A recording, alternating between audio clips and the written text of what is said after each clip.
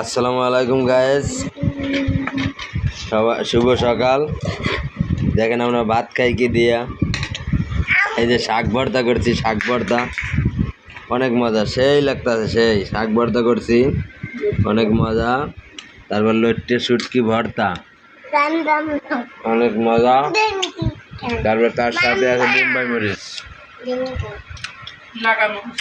এই যে নাগা মরিচ, তার সাথে আছে আপনাদের কাগজি লেবু, এই যে কাগজি লেবু, সেই লাগে অনেক মজা। এই যে অল্প অল্প শাক ভর্তা লইতে হইব আর খাইতে হবে, অনেক মজা লাগে, অনেক মজা। এই যে আপনারা খাবেন। আবার আমার মেয়ের খানা আলাদা, সে খাবে পোলার খুদের ভাত বড়া দিয়া, মুরগি দিয়া, এই যে মুরগির গোশ দিয়া সে খাবে। ঠিক আছে, আমরা ভর্তাবাজি দিয়ে খাইতেছি।